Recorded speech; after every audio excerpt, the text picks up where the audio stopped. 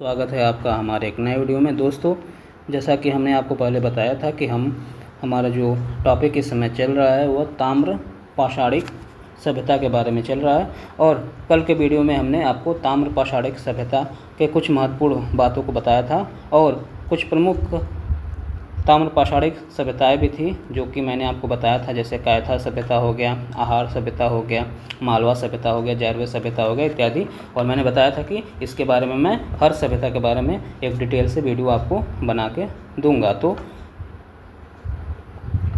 दोस्तों, उसी के मद्देनज़र जो हमारा आज का वीडियो है वह संबंधित है आहार संस्कृति के बारे में, जो कि ताम्र पाषाणिक सभ्यता से संबंधित एक संस्कृति है। और यह एक बहुत महत्वपूर्ण टॉपिक है सभी परीक्षाओं के लिए, क्योंकि इससे अधिकतर प्रश्न सभी परीक्षाओं में पूछे जाते रहे हैं। तो इस वीडियो के माध्यम से आप आहार सभ्यता के बारे में आसानी से जान सकेंगे और फिर अगर उससे कोई भी प्रश्न उठता है तो आप आसानी से उनके जवाब दे सकते हैं। लेकिन अगर दोस्तों आप मेरे चैनल पर नए हैं तो प्लीज़ मेरे चैनल को आप अधिक से अधिक सब्सक्राइब करिए, वीडियो को लाइक करिए और शेयर करिए, क्योंकि दोस्तों आपका प्यार जितना ज़्यादा मिलेगा हमें भी नए नए वीडियो बनाने के लिए उतना मोटिवेशन मिलेगा। तो दोस्तों आइए देखते हैं कि आहार संस्कृति क्या है और ये कहाँ पाई गई थी और इसकी क्या क्या मुख्य विशेषताएँ थी। तो दोस्तों, जो आहार संस्कृति थी, या इसको आहार संस्कृति के नाम से भी जानते हैं या बनास संस्कृति के नाम से, तो यह मुख्यतः 2800 से 1500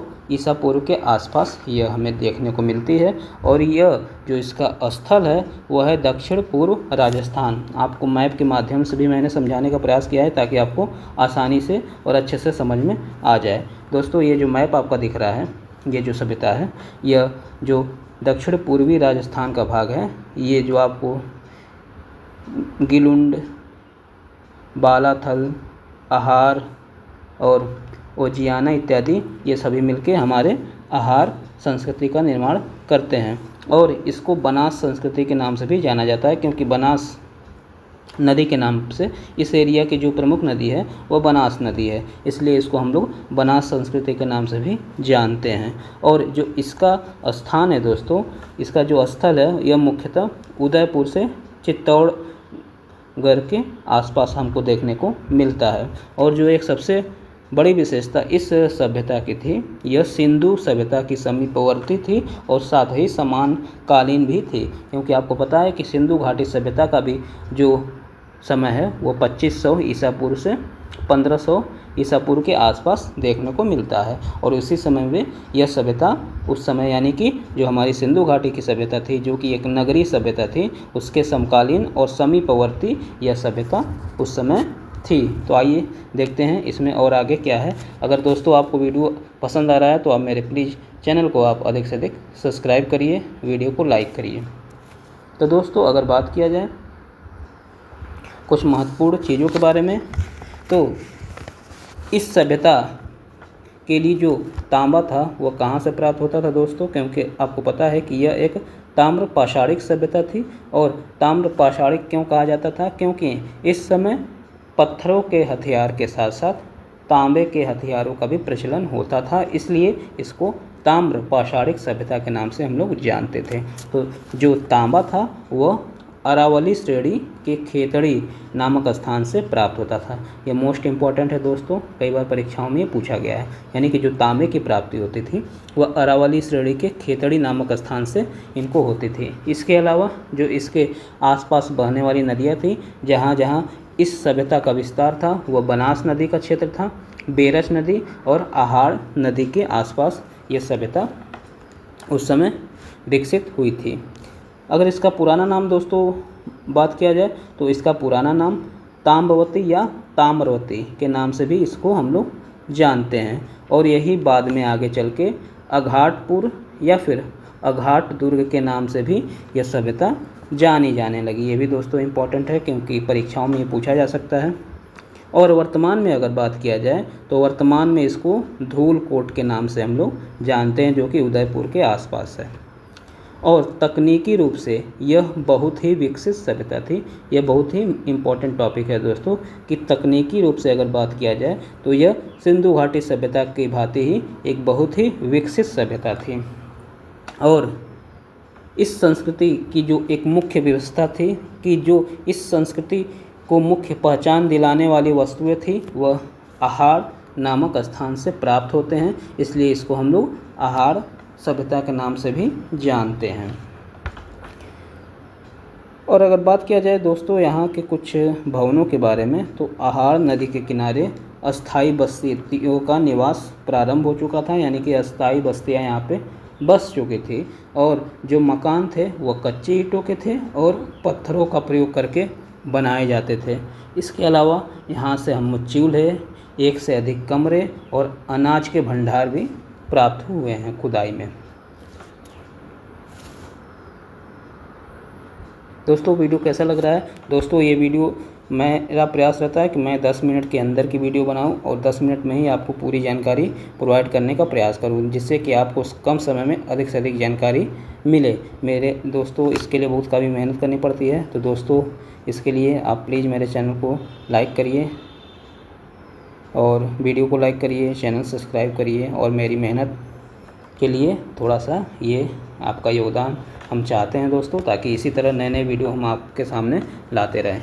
दोस्तों अगर औजारों की बात की जाए तो इस समय जो धातु कर्म था वो सभ्यता के लोग पूरी तरह से उसमें निपुण थे, यानी कि अपने काम में पूरी तरीके से वो दक्ष थे। और आपको मैंने इमेज के माध्यम से भी दिखाने का प्रयास किया है, ये उस समय के औजार हैं जो कि खुदाई में हमको प्राप्त हुए हैं। ये सभी दोस्तों औजार तांबे के बने हुए हैं, जो कि वहाँ की संस्कृति की खुदाई हुई है, वहाँ से ये प्राप्त हुए हैं। इसके अलावा पत्थरों के साथ साथ तांबे के औजारों का भी प्रचलन था और इसमें कुल्हाड़ी, छुरी, भाले इत्यादि का प्रमुखता से ये लोग प्रयोग करते थे। अगर दोस्तों आर्थिक गतिविधियों की बात किया जाए तो कृषि और पशुपालन यह मुख्य व्यवसाय था इनका, और इसके अलावा ये लोग गेहूँ, जौ, बाजरा और चने की खेती करते थे। वहीं अगर पशुपालन की बात किया जाए तो ये लोग गाय, बैल, बकरी, भेड़, कुत्ते और सूअर इत्यादि का पालन इन्होंने करना प्रारंभ कर दिया था या करते थे। और इसके अलावा ये शिकार और मछली पकड़ने की भी इनको अच्छी जानकारी थी।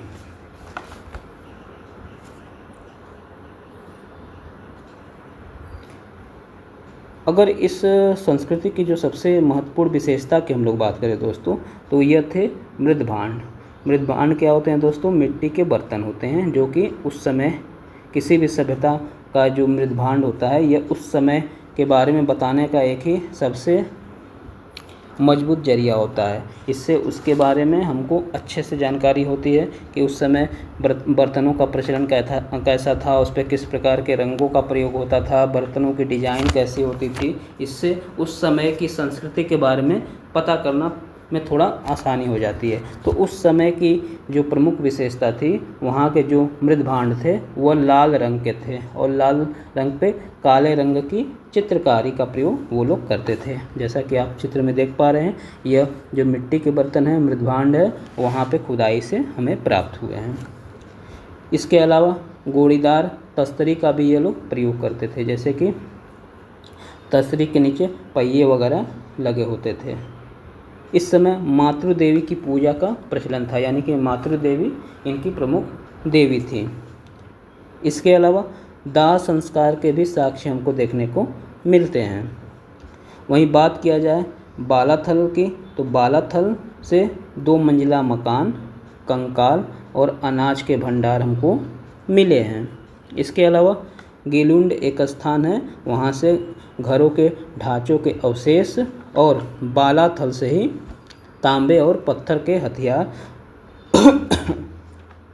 और काले और लाल रंग के मृदभांड दोस्तों देखने को मिलते हैं खुदाई से। तो दोस्तों इतना जो मैंने आपको बताया है आहार संस्कृति के बारे में, यह सफिशिएंट है। किसी भी परीक्षाओं में इससे बाहर से आपको नहीं पूछने को मिलेगा, और मेरा ये दावा है कि जितने कम समय में मैंने आपको इतनी जानकारी दी है इस संस्कृति के बारे में, उतनी आपको शायद कहीं और देखने को नहीं मिलेगी। अगर वीडियो आपको पूरा अच्छा लगा हो तो आप प्लीज़ मेरे चैनल को अधिक से अधिक सब्सक्राइब करिए, वीडियो को लाइक करिए और शेयर करिए। वीडियो को पूरा देखने के लिए बहुत बहुत धन्यवाद।